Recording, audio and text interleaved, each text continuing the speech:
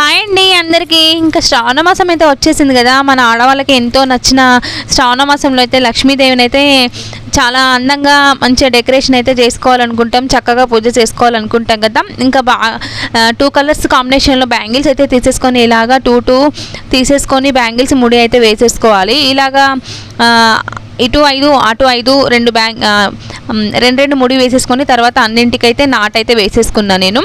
తర్వాత ఇటు ఒక 5 అయితే ఉంచేసిన. ఇంకెక్కువ కావాలనుకుంటే కూడా మనం బ్యాంగిల్స్ ఇలాగ కట్టుకొని ఇంకా దారంతో అన్నీ కూడా కట్టేసుకోవాలి.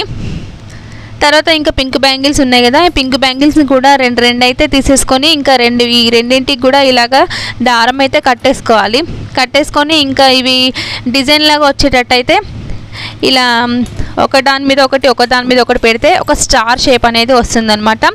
ఇంకా ఇదేంటంటే ఇట్లా అమ్మవారికి వేయంగానే కింద ఒక మాల లాగైతే కనిపిస్తుంది అన్నమాట.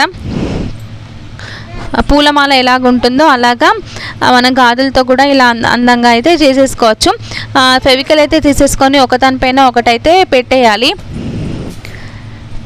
పెట్టేసిన తర్వాత అదే ప్లేస్లో మనం దారం కూడా కట్టేసుకోవచ్చండి. ఇలాగ దారం కాకుండా ఫెవికల్ అయితే కొంచెం టైం పడుతుంది, దారం అయితే తొందరగా అయిపోతుంది కానీ కొంచెం స్టిఫ్గా ఉండదు. ఇలా పెట్టేసుకున్నామంటే గమ్ పెట్టుకుంటే స్టిఫ్గా ఉంటుంది అన్నమాట. తర్వాత గ్రీన్ కలర్ బ్యాంగిల్స్ కట్టేసుకున్నాం కదా, ఇటువైపు అటువైపు అయితే పెట్టేసి ఇంకా ఈ పింక్కును గ్రీన్కి అయితే అటాచ్ అయితే చేసుకోవాలి దారం తీసేసుకొని. ఇంకా నెక్స్ట్ ఏంటంటే ఇంకా డబల్ టైప్ అయితే తీసేసుకోవాలి.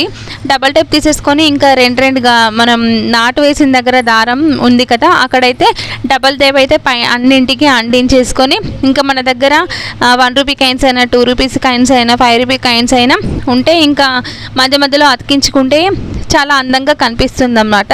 ఇలా కనిపించిన తర్వాత లక్ష్మీదేవికి వేసినప్పుడైతే ఈ గాజుల మాల అయితే చాలా అంటే చాలా అందంగా కనిపిస్తుంది, చాలా కొత్తగా కూడా ఉంటుంది. లక్ష్మీదేవి మన ఇంట్లోనే కూర్చొని ఉంటుంది.